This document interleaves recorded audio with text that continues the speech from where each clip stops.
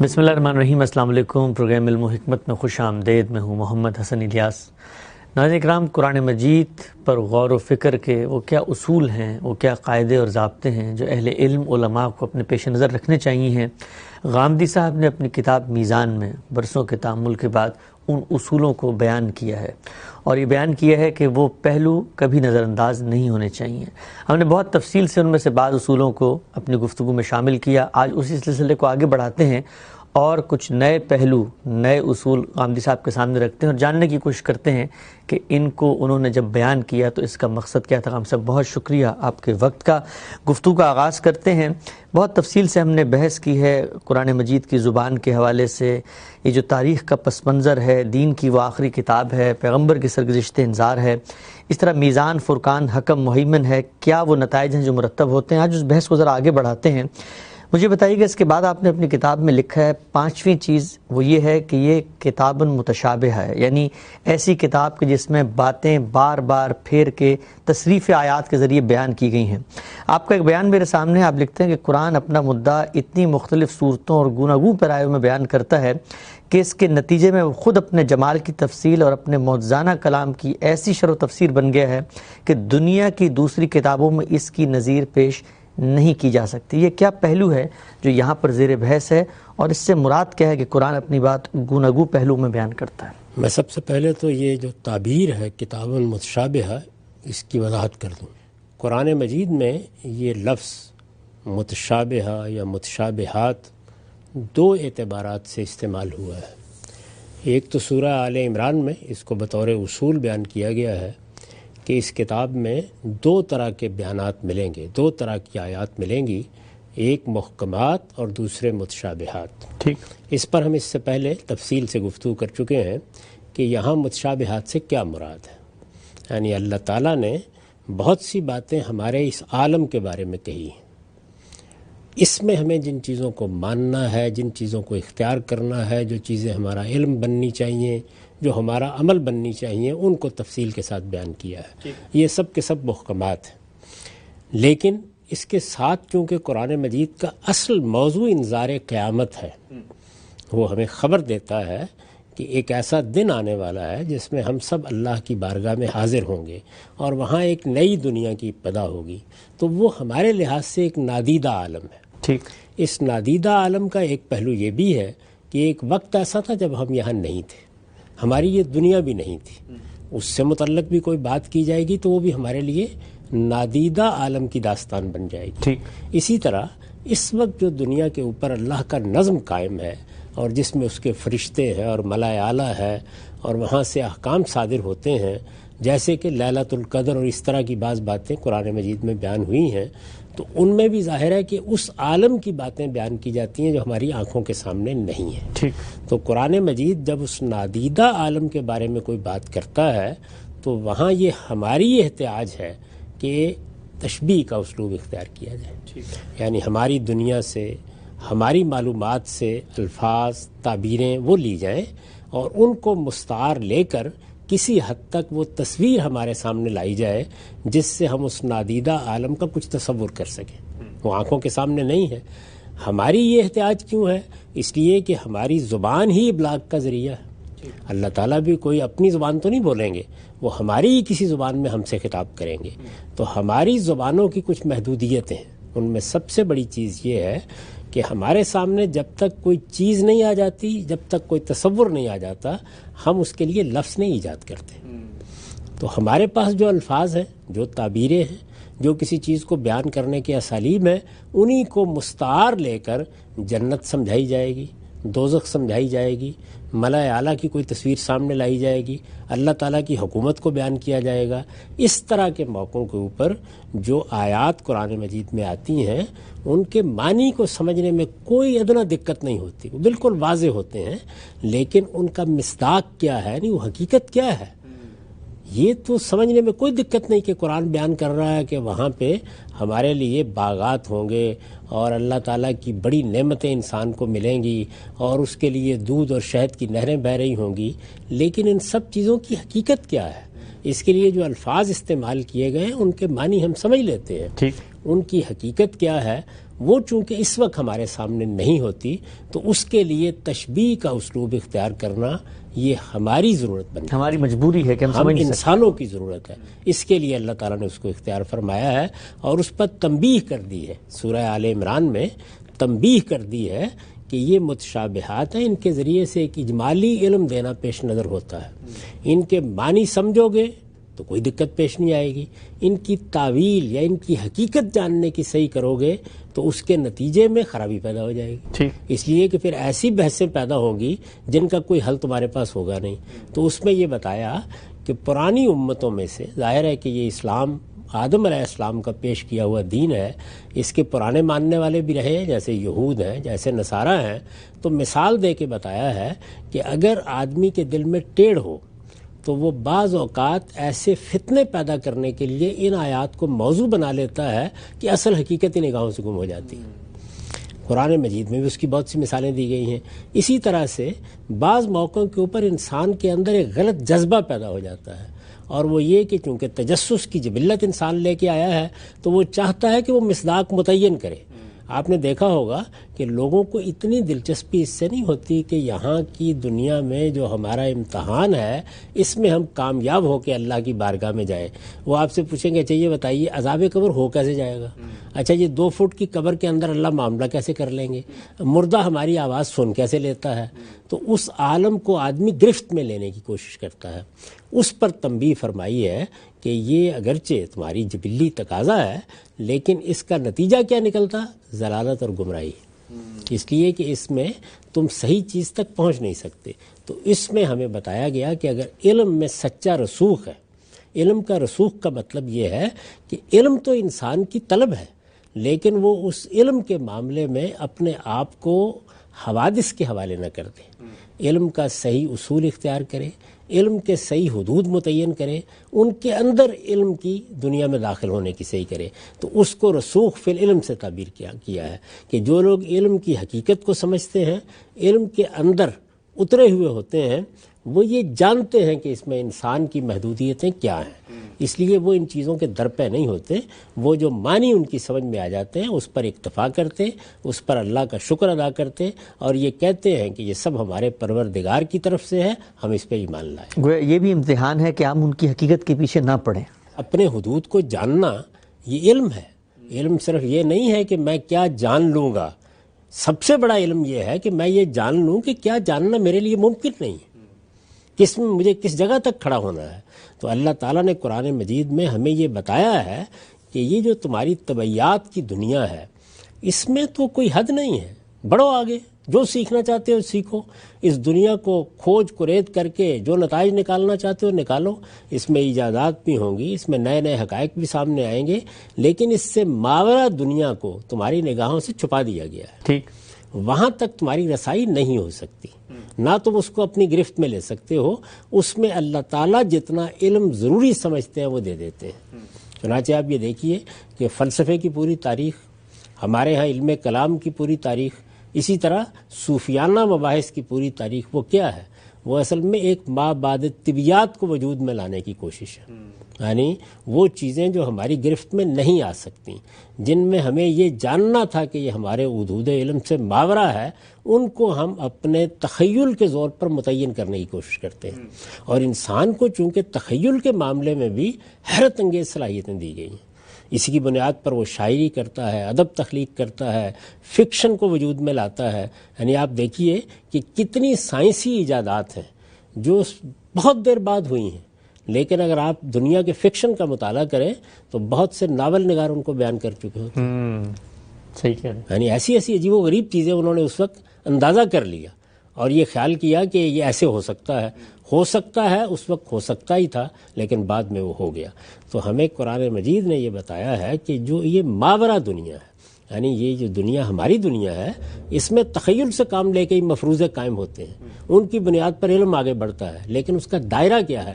اس کا دائرہ یہ طبعیات کی دنیا ہے۔ ٹھیک، اس سے اگر ماورا آپ جانے کی کوشش کریں گے تو وہاں بدر کا کیا ہے؟ کیا چیز ہاتھ میں لے کے جائیں گے؟ کیا سامان سفر ہے آپ کے پاس؟ ہمارے پاس وہ ذرائع موجود نہیں ہیں۔ چنانچہ جب قرآن مجید نے نقل کیا ہے کہ یہ سوال کیا گیا کہ یہ وحی کی حقیقت کیا ہے، دیکھیے پیغمبر آ گیا، پیغمبر نے وحی کے ذریعے سے جو علم حاصل کیا وہ قرآن کی صورت میں ہمارے سامنے رکھ دی ہے۔ ٹھیک، قرآن ایک ایسی چیز ہے کہ اس کو میں پڑھ سکتا ہوں، آپ پڑھ سکتے ہیں، وہ عربی زبان میں ہے، اس کا جائزہ لے سکتے ہیں، اس کے اندر وہ چیزیں بیان کر دی گئی ہیں جن کی بنیاد پر جائزہ لے کے دیکھنا چاہیے کہ کیا یہ کسی انسان کی تصنیف ہو سکتی ہے۔ تو جب آپ اس نتیجے پر پہنچ گئے کہ یہ بشری تصنیفات سے ماورا ایک کتاب ہے، تو محمد صلی اللہ علیہ وسلم کی نبوت کو آپ مان لیتے ہیں۔ اب نبوت کو مان لینے کے بعد یہ بحث بالکل بے معنی ہو جاتی ہے کہ وہی کیا چیز ہے، یعنی وہی اللہ تعالیٰ کی طرف سے رابطے کا طریقہ ہے۔ اتنی سادہ بات اللہ تعالیٰ نے بیان کر دی اور یہ کہہ دیا کہ اس میں ہم براہ راست انسان کے حواس سے مخاطب ہو جاتے ہیں، یہ بات بتا دی گئی۔ لیکن جب لوگوں نے اس پہ اکتفا نہیں کیے اور سوالات کیے تو کیا جواب دیا؟ یہ کہا کہ یہ میرا امر ہے جو صادر ہوتا ہے، وہ امر صادر ہوتا ہے میری مخلوقات کی صورت اختیار کر لیتا ہے، وہ امر صادر ہوتا ہے ایک قول بس، وہ الفاظ میں تبدیل ہو جاتا ہے۔ تو اس لیے مجھے اس کے لیے کسی تشریح تفصیل کی ضرورت نہیں ہے، البتہ تمہیں یہ جاننا چاہیے کہ ما اوتیتم من العلم الا قلیلا، اللہ تعالیٰ نے تمہیں محدود علم دیا ہے۔ یہ بحث ذرا طویل ہو گئی، لیکن یہ ضروری تھا کہ اس پر توجہ دلا دی جائے کہ متشابہات کا لفظ اصلاً اس عالم کے لیے استعمال ہوا ہے، ٹھیک، یہ ایک استعمال ہے۔ ایک دوسرا استعمال قرآن مجید نے اس تعبیر میں کیا ہے جس کا آپ نے حوالہ دیا، کتاب متشابہہ۔ اس میں یہ بتایا گیا ہے کہ اس کتاب کی جو آیات ہیں جو بہت ملتی جلتی، یعنی اس میں جو مضامین ہیں وہ اس طریقے سے آتے ہیں کہ ایک ہی مضمون ہوگا، ہزار پہلوؤں سے اس کو قرآن مجید بیان کر دے گا۔ ٹھیک، وَلَقَدْ صَرَّفْنَا فِي هَذَا الْكِتَابِ لِيَذَّكَّرُوا، یعنی اس میں گویا چیزوں کو دہرایا گیا ہے، چیزوں کو بار بار پھیر کر لایا گیا ہے۔ وہ اس طریقے سے آتی ہیں کہ ایک ہی مضمون ہے، ایک جگہ پر ایک سورہ میں اس کو ایک انداز میں بیان کیا جاتا ہے، دوسری سورہ میں دوسرے انداز سے بیان کیا جاتا ہے۔ گویا قرآن مجید کی نوعیت اس طرح کی نہیں ہے کہ جس میں ابواب قائم کر کے آپ ایک کتاب لکھتے ہیں، کوئی تاریخ کی کتاب ہے، جغرافیہ کی کتاب ہے، طبعیات کی کتاب ہے، یہ ادب پارہ ہے۔ اور ادب میں کیا ہوتا ہے؟ ادب میں یہ ہوتا ہے کہ آپ کے پاس چند مضامین ہوتے ہیں، ان مضامین کو آپ نئے نئے اسالیب میں بیان کرتے ہیں۔ مثال کے طور پر آپ کسی اعلیٰ درجے کی شاعر کی کوئی چیز اٹھائیں، اعلیٰ درجے کے ادیب کی کوئی چیز اٹھائیں تو وہ آپ کے سامنے اسی طریقے سے اپنا نقطہ نظر لاتا ہے، قریب ترین جس سے سمجھا جا سکتا ہے۔ یہ مثال دے کے میں نے سمجھایا، اس کا مقصد یہ نہیں ہے کہ قرآن مجید بیان ہی کوئی شاعری ہے یا بیان ہی کوئی اس طرح کی چیز ہے۔ تو قرآن مجید کی اپنی ایک صنف ہے، اس پر ہم بہت تفصیل سے بات کر چکے ہیں، لیکن اس صنف میں بات کیسے کی گئی ہے؟ مضامین تو چند ہیں، یعنی وہ مضامین کیا ہیں؟ قیامت آنے والی ہے، ایک دن ایسا آئے گا جس میں تم سب کے سب میری بارگاہ میں حاضر ہو جاؤ گے۔ میں نے تمہاری ہدایت کے لیے یہ اہتمام کیا ہے کہ تمہارے باطن کے اندر اپنے دین کے مبادی اور اصول الہام کر دیے ہیں، ان کی بنیاد پر میں بہت سی چیزیں پوچھوں گا۔ اس کے بعد میں نے اتمام حجت کے لیے پیغمبروں کا سلسلہ جاری کیا ہے، تمہارے اختلافات کو رفع کرنے کے لیے کتابیں نازل کی ہیں، ان کو مانو، اس کے نتیجے میں تمہیں پاکیزگی حاصل ہوگی۔ یہ پاکیزگی علم میں بھی مطلوب ہے، یہ عمل میں بھی مطلوب ہے۔ علم کی پاکیزگی کے لیے ان چیزوں کو پیش نظر رکھو، اس میں ایمانیات و اخلاقیات کی ایک فہرست بتا دی ہے، اور عمل کی پاکیزگی کے لیے میری شریعت ہے، یہ میرا دین ہے، اس کے اوپر عمل پیرا ہو جاؤ۔ تو قرآن مجید میں موضوع تو یہی ہے، لیکن اب اس موضوع کو اعلیٰ ادبی اسلوب میں اتنے مختلف پہلوؤں سے بیان کیا گیا ہے، یعنی کبھی اس کا کوئی ایک پہلو، کبھی دوسرا پہلو، کسی جگہ پہ شریعت زیر بحث آ جائے گی، کسی جگہ علم کے مسائل زیر بحث آ جائیں گے، کہیں اقبال و اخلاق زیر بحث آ جائے گا، کہیں توحید پر استدلال زیر بحث آ جائے گا، کہیں انفسی استدلال، کہیں آفاقی استدلال، کہیں تاریخی استدلال۔ تو قرآن مجید میں یہ چیز چند مضامین کو سامنے رکھ کے، یعنی ایسا نہیں ہے کہ قرآن مجید دنیا بھر کے مباحث کو اپنے ہاں لے آیا ہے، نہیں، چند مضامین ہیں جو اس کا موضوع ہے، ان کو وہ مختلف پہلوؤں سے بیان کرتا ہے۔ تو اس کا نتیجہ کیا نکلا ہے؟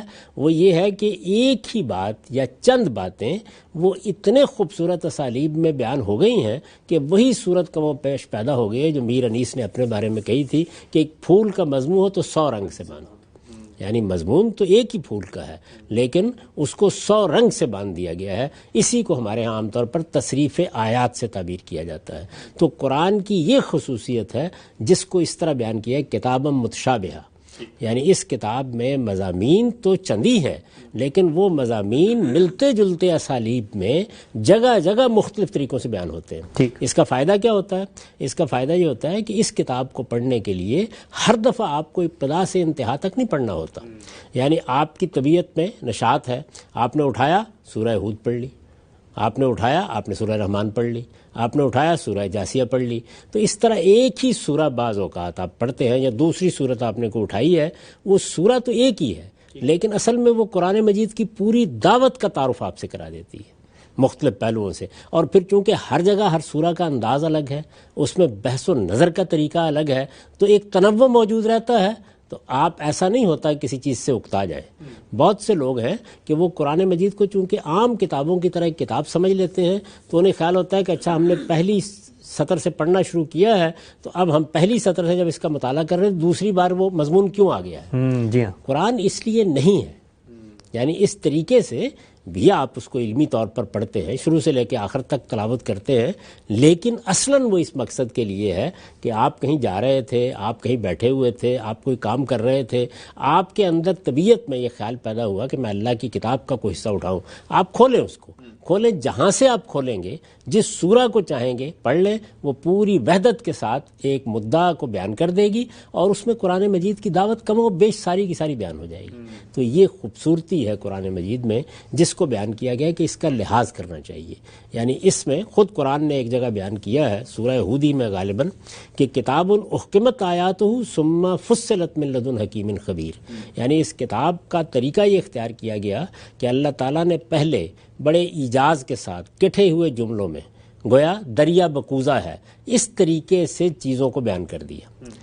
چند جملے ہوں گے چھوٹی سے چھوٹی سورہ میں، آپ دیکھیں بعض صورتیں جو ہیں وہ 3 آیات پر مشتمل ہیں، لیکن ان میں ایک جہان معنی ہے جس کو سمو دیا گیا ہے، پھر اس کے بعد اللہ تعالیٰ نے انہی چیزوں کی تفصیل کی ہے۔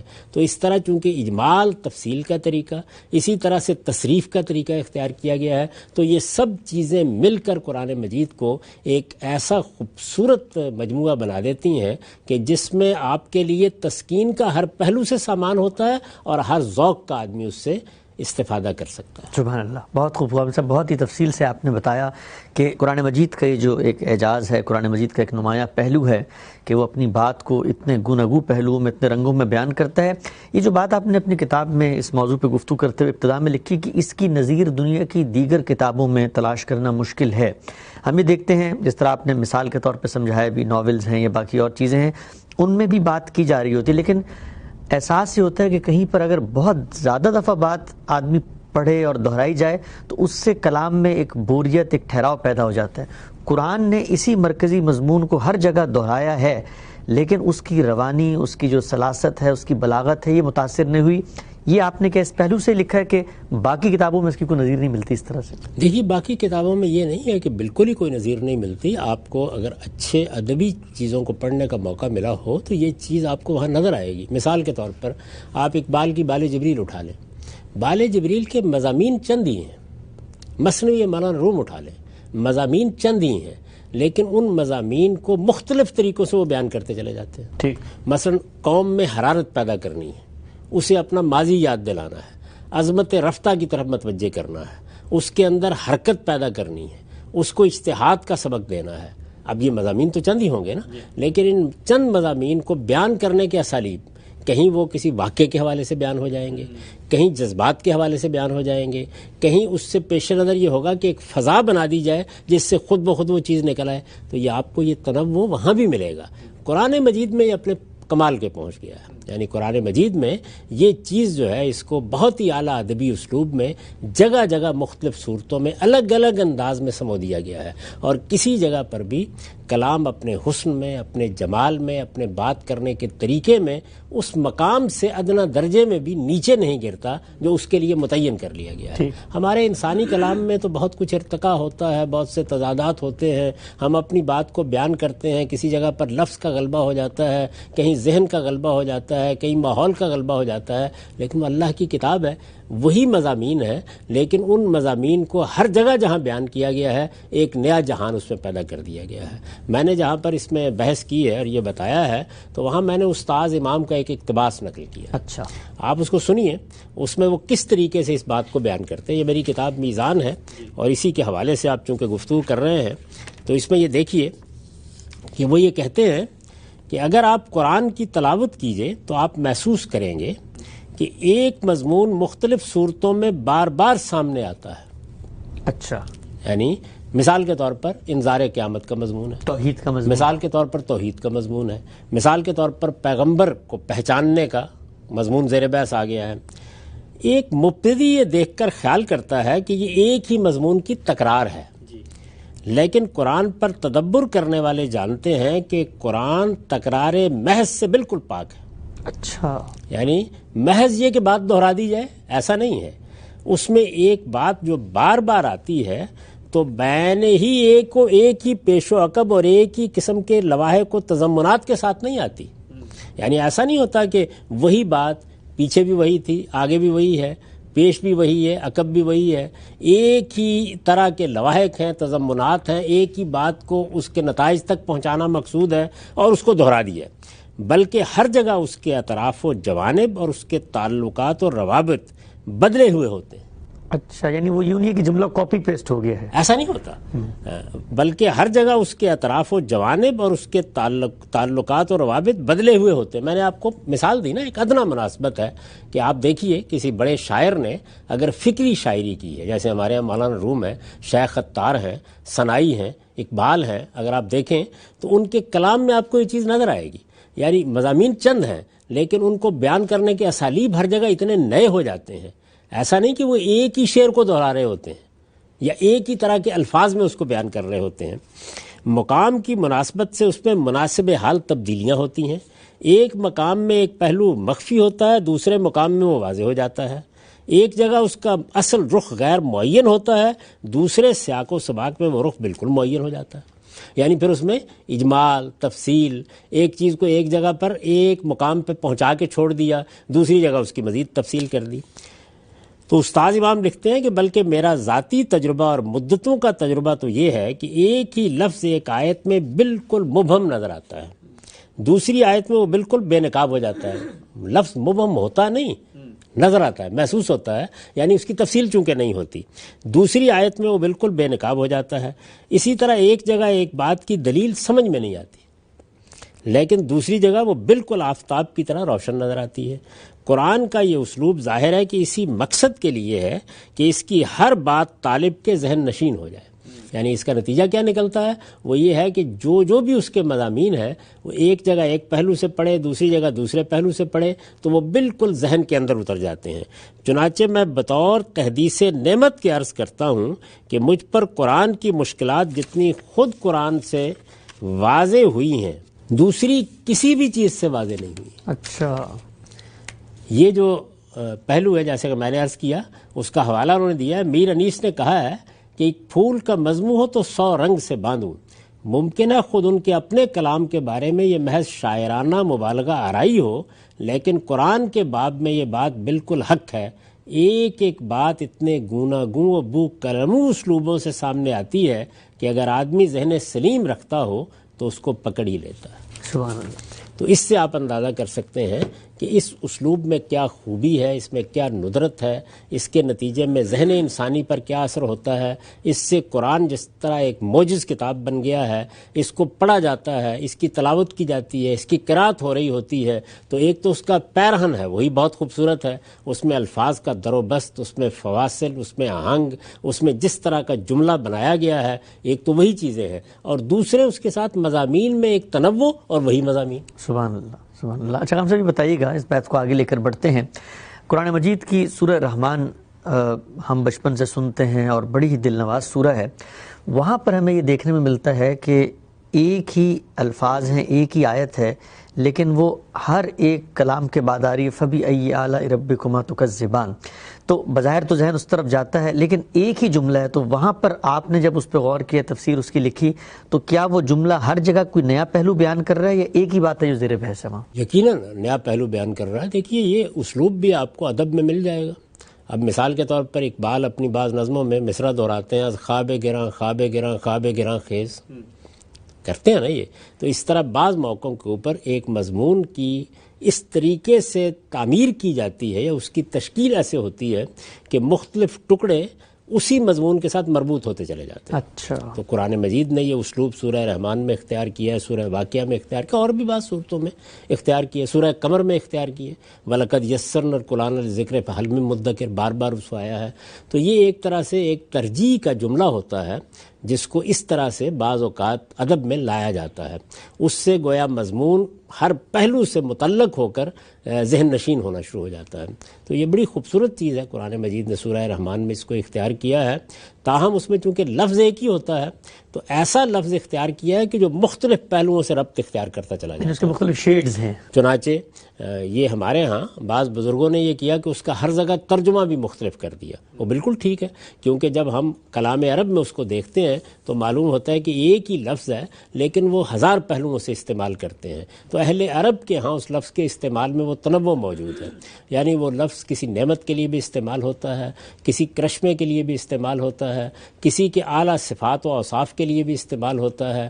غرض یہ کہ عجائب، قدرت کے نظارے، ندرتیں بہت سے پہلوؤں سے استعمال ہو جاتا ہے. میں نے کوشش کی ہے کہ اردو زبان کا وہ لفظ اختیار کروں اپنے ترجمے میں کہ لفظ ایک ہی ہو اور وہ بھی مختلف پہلوؤں سے اس مدعا کو بیان کر دے.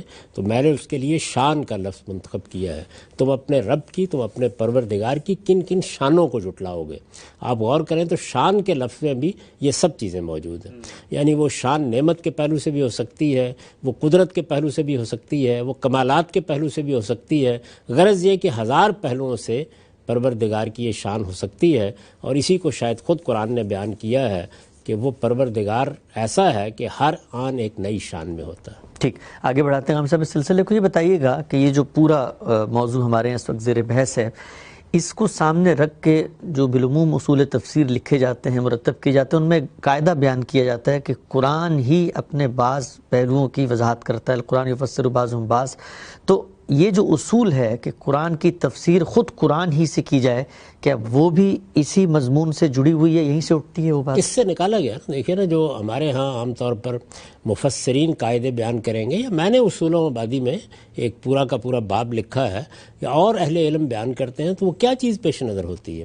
اس میں ہوتا یہی ہے کہ آپ کسی کتاب کا مطالعہ کرتے ہیں، آپ اپنی زندگی اس کتاب کی نظر کرتے ہیں، آپ اس علم کے اندر اترتے ہیں، تو آپ پھر بعد میں آنے والوں کو متنبع کرتے ہیں کہ دیکھیے اس میں ان چیزوں کا خیال رکھیے. ٹھیک. اس کو ایک مثال سے یوں سمجھیے کہ آپ کسی نئے شہر میں جانا چاہتے ہیں، بہت بڑا شہر ہے، اس میں معلوم نہیں کیا گلیاں ہیں، کیا کوچے ہیں، کیا کیا وہاں پر تاریخی عمارات ہیں، کیا کیا باغات ہیں، کیا کیا سڑکیں ہیں، کن کن محلوں میں آپ کے لیے کیا ندرتیں بکھری ہوئی ہیں. تو اگر کوئی آدمی پہلے سے وہاں 10-20 برس گزار چکا ہے اور اس کے اندر یہ شوق بھی تھا کہ وہ اپنے شہر کو دیکھے اور وہ اسی ایک ایک گلی کوچے سے واقف ہے، تو وہ آپ کو بتاتا ہے کہ اس میں نمایاں جگہیں کون سی ہیں، اس میں داخل ہو رہے ہیں تو کہاں سے داخل ہونا بہتر ہے. تو یہ در حقیقت اس نوعیت کی بات ہوتی ہے. تو قرآن مجید کے بارے میں بھی اس چیز کو سامنے رکھ کر ہمارے علماء یہ عام طور پر کہتے ہیں کہ القرآن یفسر بعضہ بعضا، یعنی قرآن مجید میں ایسا ہوتا ہے کہ ایک جگہ، جیسے کہ استاد امام نے کہا، ہماری کمزوری کی وجہ سے ہمیں ایک بات واضح محسوس نہیں ہوتی. یعنی اس میں بھی یہ نہیں کہ قرآن مجید میں کوئی ابہام ہوتا ہے، قرآن مجید نے تو اپنی بات خوبصورت ترین اسالیب میں بیان کر دی، اس سے بہتر کوئی بات نہیں ہو سکتی، لیکن ایجاز کا طریقہ اختیار کیا یا جامعیت کا طریقہ اختیار کیا یا کسی مقام کے اوپر ایسا اسلوب اختیار کر دیا کہ مقصود اشارہ کرنا ہے تاکہ ہم خود تدبر کریں. تو ہماری اپنی کمزوریاں ہیں، ہم بشری کمزوریوں کے ساتھ ہی دنیا میں جنم لیتے ہیں، تو بعض موقعوں کے اوپر اس جانب توجہ نہیں ہوئی، یا ایک چیز کو بظاہر ہم نے یہ سمجھ لیا کہ یہاں یہ واضح نہیں ہو رہی. تو اب آپ قرآن مجید کا مطالعہ کریں تو دوسری جگہ وہی مضمون ایسے لفظوں میں بیان ہو جائے گا جس کو خود قرآن نے بتایا کہ احکمت آیاتہ ثم فصلت من لدن حکیم خبیر. یعنی گویا ایک مقام پہ اگر بات محکم تھی، ایجاز سے بیان ہوئی تھی، اس کے اندر اس طرح کی تفصیل نہیں تھی. اذہان الگ الگ ہوتے ہیں نا، بہت سے لوگ ایسے ہیں کہ جن کی ایسی ممارست ہو جاتی ہے کہ وہ ایک مقام کے اوپر ایجاز میں کہی ہوئی بات کے اندر اتر جاتے ہیں، اور بہت سے لوگ ہوتے ہیں کہ ان کو جب تک بات کو پوری طرح کھول کر نہ بتایا جائے تو وہ اس کو حقیقی معنی میں سمجھ نہیں پاتے یا اس کو اپریشیٹ نہیں کر سکتے. تو یہ چیز ہے کہ جس کو اس میں بیان کیا جاتا ہے کہ قرآن مجید میں کوئی لفظ کی مشکل پیش آ جائے، کوئی اسلوب کی مشکل پیش آ جائے، کسی جملے کی تالیف کو سمجھنے میں دقت ہو رہی ہو، تو آپ قرآن ہی کا مطالعہ کریں تو آپ حیرت انگیز طور پر یہ دیکھیں گے کہ اگر ایک جگہ وہ مشکل تھی تو دوسری جگہ بالکل حل ہوئی ہوئی آپ کے سامنے موجود ہوگی. ٹھیک، یعنی آپ حیران رہ جائیں گے کہ کیا چیز ہے. اچھا، بعض موقعوں کے اوپر درمیان کی کوئی چیز آپ پر چھوڑ دی جاتی ہے. مثلا دیکھیے سورہ بقرہ میں اللہ تعالیٰ نے ایک بڑا اہم مقام ہے سورہ بقرہ کا، اس میں گویا یہ بتایا ہے کہ یہ میں نے نبوت کا سلسلہ کیوں جاری کیا، میں نے یہ کتابیں کیوں نازل کی. اس میں بیان کیا کان الناس امۃ واحدہ، لوگ ایک ہی راستے پر تھے، یعنی ان کو آدم علیہ السلام کے ذریعے سے جو ہدایت دی گئی وہ اس ہدایت کے مطابق زندگی بسر کر رہے تھے، توحید پر تھے، قیامت کی تیاری کر رہے تھے، اچھے اعمال کر رہے تھے. غلطیاں کوتاہیاں تو اس وقت بھی ہوتی تھیں لیکن دین کے معاملے میں کوئی ابہام نہیں تھا. پھر کیا ہوا؟ اب اس کے بعد کیا ہے کہ فبعث اللہ النبیین، درمیان میں ایک بات ہونی چاہیے نا کہ لوگ ایک ہی راستے پر تھے، تو یہ آنا چاہیے کہ اختلافات پیدا ہو گئے. تو یہ جملہ نہیں ہے. اچھا. لیکن آپ سورہ توبہ میں دیکھیے تو وہاں پر یہی بات ہے، ما کان الناس الا امۃ واحدہ، پھر اس کے بعد ہے فاختلفوا. تو وہاں پر بیان ہو گیا کہ وہ پھر اختلاف ہو گئے. یہاں کیا کیا ہے؟ یہاں یہ ہے کہ یہ جملہ یہاں موجود نہیں ہے، لیکن جیسے جیسے آپ آیت پڑھتے جاتے ہیں تو آخر میں کیا آتا ہے؟ پھر میں نے ان کے ساتھ کتابیں نازل کی. کس لیے؟ لِیَحْکُمَ فِی مَا اخْتَلَفُوا، تاکہ وہ لوگوں کے درمیان اختلافات کا فیصلہ کریں. اچھا اچھا اچھا. تو آپ دیکھیں یہاں پر وہی اختلاف کو آگے جا کے بیان کر دیا، وہاں پر لفظوں میں بیان کر دیا. تو یہ قرآن مجید میں مختلف جگہوں پر یہ اسالیب آ جاتا ہے. صاحب آپ نے ایک مثال دی تو ایک میرے ذہن میں بھی مثال آئی. آپ اکثر بیان کرتے ہیں دین کا مقصد، جس وقت دین دیا کس غرض سے گیا ہے، وہ سورہ جمعہ میں بھی بیان ہوا اور بھی جگہوں میں بیان ہوا. تو ایک جگہ پہ فرمایا ہے کہ یہ نبی ہم نے بھیجا ہے تاکہ ایمان و کتاب و حکمت کی تعلیم دے، اور پھر تزکیہ ہو، اور دوسری جگہ پہ تزکیے کو مقدم کر دیا. تو یہ بھی تصریف آیات ہی ہے. یہ بالکل وہی چیز ہے. ایک جگہ اس کو مقدم کر کے بتایا کہ یہی ہدف ہے جس کو حاصل کرنا ہے، دوسری جگہ مؤخر کر کے بتایا کہ یہ طریقہ ہے جس سے اسی نتیجے پر پہنچنا ہے. تو کہیں ہدف کو آپ پہلے بیان کرتے ہیں نا، ٹارگٹ یہ ہونا چاہیے، نتیجے کو آپ آخر میں بیان کرتے ہیں. نتیجہ بھی وہی ہے، ہدف بھی وہی ہے، وہ بیان کر دیا. اچھا، اب ظاہر ہے کہ آدمی کو یہ خیال ہو سکتا تھا کہ یہ خود اپنی جگہ کوئی چیز تو نہیں ہے، تو دوسری جگہوں پر یہ بتا دیا کہ نہیں، جو چیز ہم دیتے ہیں پیغمبروں کو وہ کتاب و حکمت ہے. اور وہاں دیکھیے تزکیہ کا لفظ ہی نہیں آیا. تو بتا دیا کہ یہ اصل میں نتیجہ ہے کہ جو آپ کو اللہ تعالیٰ نے حکمت سکھائی ہے اور جو قانون یا شریعت دی ہے. کتاب کا لفظ وہاں قانون اور شریعت کے بارے میں ہے. یہ دونوں چیزیں کیوں دی گئی ہیں؟ اس لیے دی گئی ہیں کہ اس سے پاکیزگی حاصل ہو. تو دین کا مقصود بیان کر دیا کہ وہ کیا ہے، وہ پیوریفیکیشن ہے، یعنی پاکیزگی، علم کی پاکیزگی، عمل کی پاکیزگی. اب اس کے بعد علم کی پاکیزگی کیا ہے کہ آپ کا اللہ کے بارے میں تصور درست ہو جائے، اس کائنات کے بارے میں آپ کا تصور درست ہو جائے، انسان کی حیثیت کیا ہے یہ بالکل واضح ہو جائے. یہی چیز ہے جو ایمانیات میں ڈل جاتی ہے. اور دوسری چیز کیا؟ اخلاق، یعنی ایتھکس ہے کہ جو اصل میں سب سے بڑا مسئلہ ہے انسان کا. اس کا ماخذ کیا ہے، یہ چیز کہاں سے پیدا ہوتی ہے؟ ان دو چیزوں کو قرآن حکمت کہتا ہے. ٹھیک، یعنی انسان کے جتنے مباحث ہیں آپ کو فلسفے میں ملتے ہیں وہ سب کے سب در حقیقت اسی میں سرگرداں ہیں. قرآن مجید نے اس کو دو لفظوں میں بیان کر دیا اور بتا دیا کہ یہ ہے اس کی حقیقت. ٹھیک. وہ جو کہا ہے نا مولانا ظفر علی خان نے کہ جو فلسفیوں سے کھل نہ سکا اور نقطہ بروں سے حل نہ ہوا، وہ راز ایک کملی والے نے بتلا دیا چند اشاروں. سبحان اللہ. تو چند اشاروں کے اندر وہ حقائق واضح کر دیے گئے ہیں. اس کے بعد آپ کے پاس شریعت آ جاتی ہے جس کو کتاب کہا ہے یہاں پہ، جس میں گویا آپ کے لیے زندگی کس مقصد کے لیے گزارنا، تزکیے کو ہدف بنا کے گزارنا تاکہ آخرت میں کامیاب ہو سکیں. ایک زندگی وہ گزارنی ہے آپ کو جو دنیا کے مقاصد کو حاصل کرنے کے لیے گزارنی ہے. اس کے لیے اللہ نے انسان کو عقل دے رکھی ہوئی ہے، اس میں کسی رہنمائی کی ضرورت نہیں ہے. ایک اسی زندگی کو گزارتے ہوئے وہ مقصد سامنے رکھنا ہے کہ میں اپنے آپ کو آلودہ نہ کر بیٹھوں، میری آخرت ختم نہ ہو جائے. تو اس کے لیے اللہ تعالیٰ نے پیغمبروں کو شریعت دی ہے تاکہ اس پر عمل پیرا ہوں اور اس کے نتیجے میں آخرت کی کامیابی حاصل ہو. ٹھیک ہے ہم سب. اچھا ہم سے جو ہم نے اتنی تفصیل سے گفتگو کی قرآن مجید کے اس پہلو کے حوالے سے کہ بات گوناگوں پیرائے میں کی جاتی ہے، دہرائی جاتی ہے اور اس کا ایک خاص مقصد ہے، یہ ایک عام آدمی اگر قرآن مجید کو پڑھے تو اس کے لیے بہت سہولت کی چیز ہے کہ ایک آیت اس نے پڑھی، اس کو سمجھ میں نہیں آ رہی، آگے اس نے پڑھی، اس کو سمجھ میں آ گئی، یا وہ کہیں بیچ سے اٹھاتا ہے، ظاہری بات ہے لوگوں کے پاس وقت بھی کم ہوتا ہے، اٹینشن اسپین بھی اتنا نہیں ہوتا. تو یہ سب چیزیں جو اللہ تعالیٰ نے اہتمام کیا، بظاہر یہ لگتا ہے کہ شاید عام آدمی کو متوجہ کیا ہے کہ وہ قرآن کو پڑھے اور اس کے لیے اس میں سہولت ہے. ہمارے عام طور پہ تصور یہ پایا جاتا ہے کہ قرآن مجید تو ایک بڑی مشکل کتاب ہے اور عام آدمی کو براہ راست ترجمہ نہیں پڑھنا چاہیے اس لیے کہ سمجھ میں نہیں آتا. لیکن یہ پہلو کہ ہر جگہ ایک بات، اصل مقصد دہرایا جا رہا ہے، یہ تو لگ رہا ہے کہ اس کی سہولت کے لیے ہے. تو پھر یہ کیوں نقطہ نظر اپنایا گیا ہے؟ نہیں، دیکھیے دو بالکل الگ الگ باتیں ہیں. ہمارے یہاں ہوتا یہی ہے کہ چیزوں کو اس کے محل پر نہیں سمجھایا جاتا. یہ دیکھیے کہ اس قرآن مجید کو کیا کسی خاص علاقے کے لوگوں نے ماننا ہے، کیا کسی خاص صنف کے لوگوں نے ماننا ہے، کسی خاص طبقے کے لوگوں نے ماننا ہے؟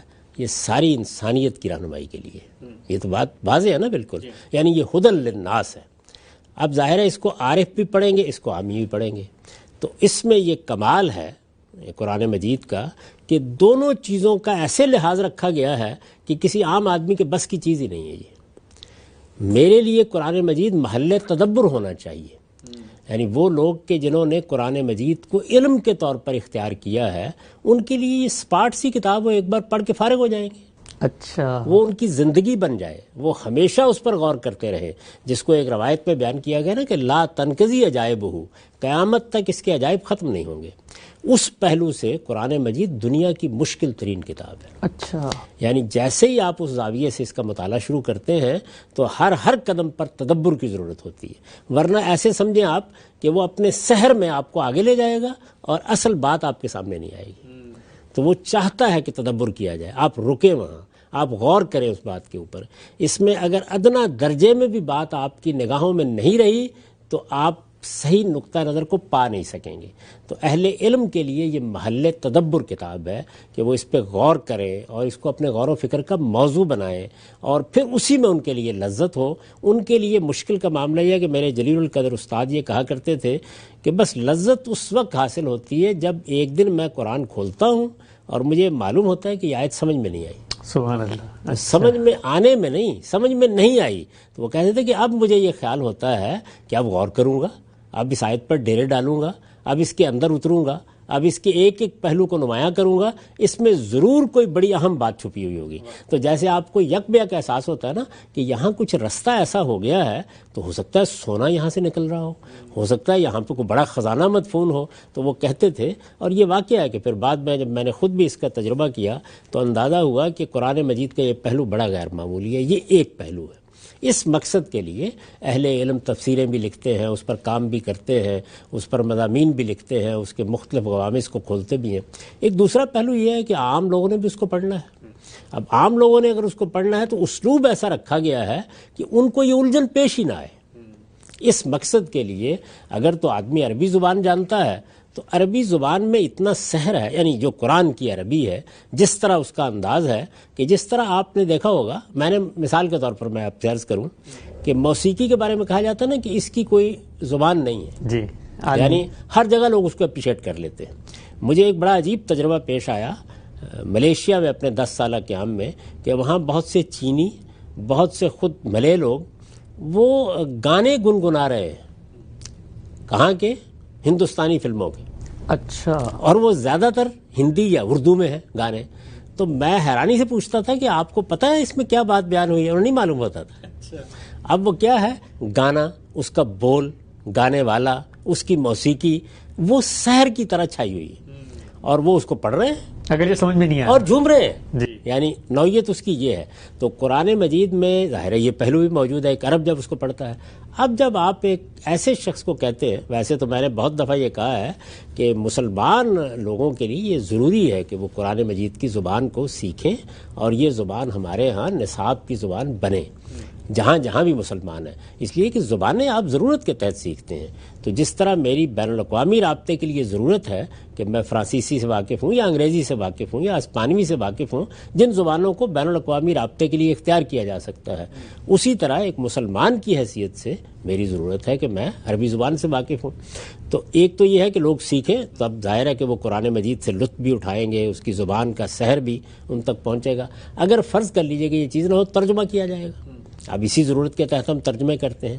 ترجمے میں یہ تو ممکن نہیں ہے. اعلیٰ شاعری کا آپ ترجمہ پڑھ لیں تو اس کے اندر جو الفاظ کا سحر ہوتا ہے یا جو مضمون کی بندش جس طرح سامنے آتی ہے یا جس طرح سے ایک تشبیہ استعارہ وہ اپنی اصل روح کے ساتھ بیدار ہوتا ہے وہ چیز تو پیدا نہیں کی جا سکتی لیکن مدعا بیان کیا جا سکتا ہے. اس میں ہمارے ہاں ایک بڑی غلطی یہ ہوئی ہے کہ لوگوں نے یہ خیال کر لیا قرآن مجید کا لفظی ترجمہ ہونا چاہیے. جی اس وقت بھی صورتحال یہ ہے کہ آپ قرآن مجید کی تفہیم کے پیش نظر ترجمہ کریں تو لوگ معترض ہو جاتے ہیں اس کے اوپر.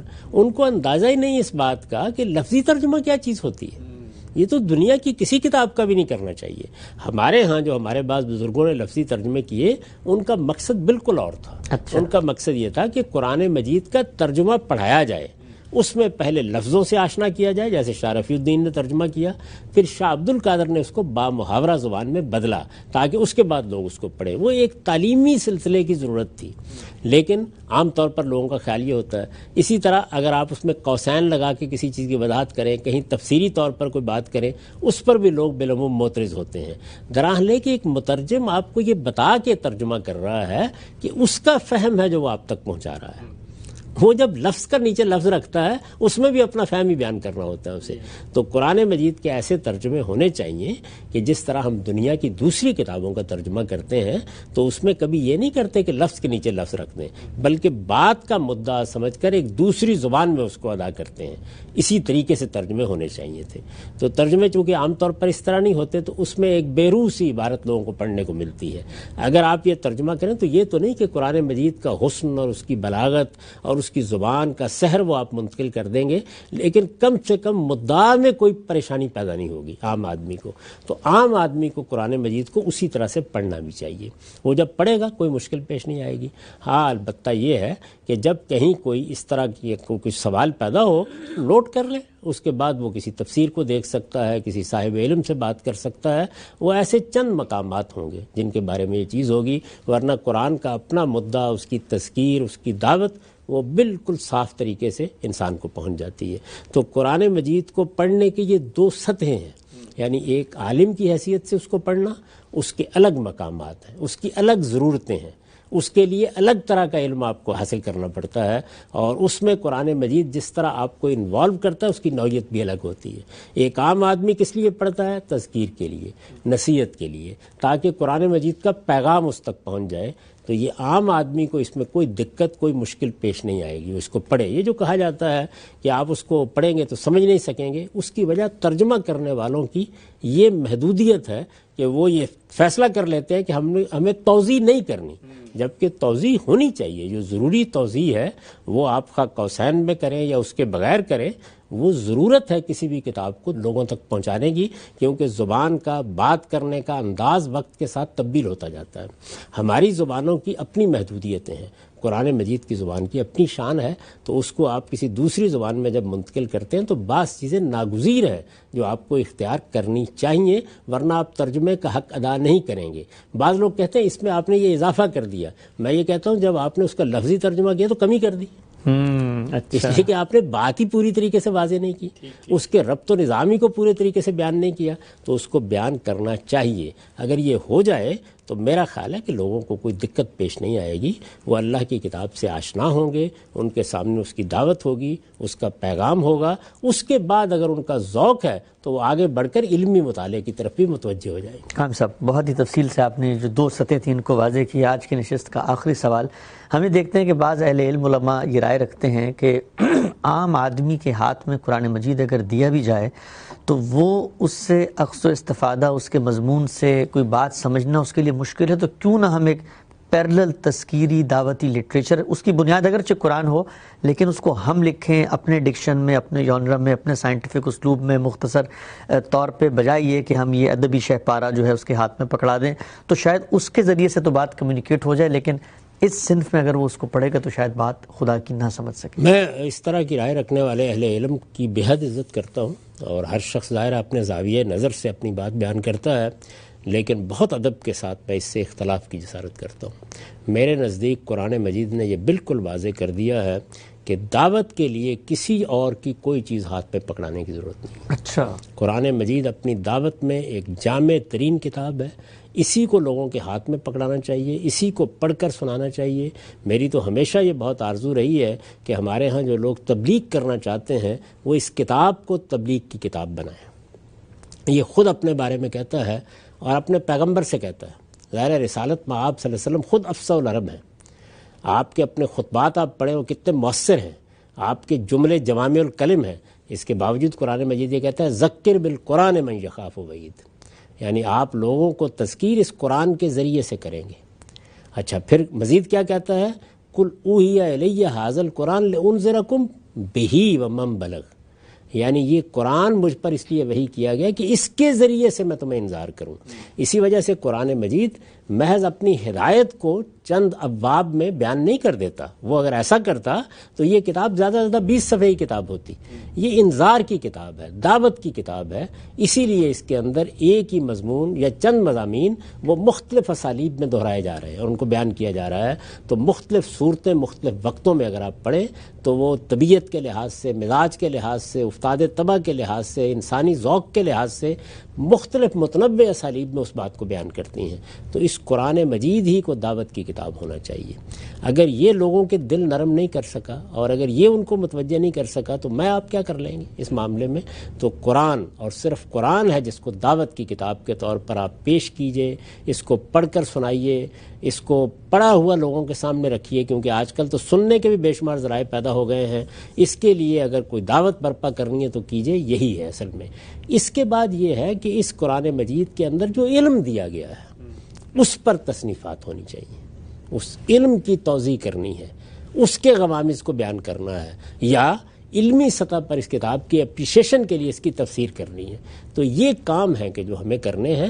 باقی رہ گئی یہ کہ دعوت کے لیے کوئی خاص لٹریچر، تو میں اس کو موضوع نہیں سمجھتا۔ میرے نزدیک اس کے لیے قرآن بالکل کافی ہے اور قیامت تک کافی رہے گا۔ ٹھیک ہے، ہم سب بہت شکریہ آپ کے وقت کا۔ ناظرین، ہمارے پروگرام کا یہاں پہ وقت ختم ہوتا ہے۔ بہت ہی تفصیل اور بہت ہی دل نواز اسلوب میں آج غامدی صاحب سے ہم نے سمجھنے کی کوشش کی کہ قرآن مجید جو اپنی باتوں کو دہراتا ہے، جسے تصریف آیات سے بیان کیا جاتا ہے، اس کا مقصد کیا ہے، اس کا اعجاز کیا ہے، اور کیسے وہ قرآن کے مدعا، مفہوم اور اس کی تفہیم میں مددگار، معاون اور سازگار ہو سکتا ہے۔ قرآن مجید پر غور و فکر کے اور کیا اصول ہیں جو غامدی صاحب کی کتاب میزان میں بیان ہوئے ہیں، انشاءاللہ آئندہ پروگرام میں انہیں زیر بحث لائیں گے۔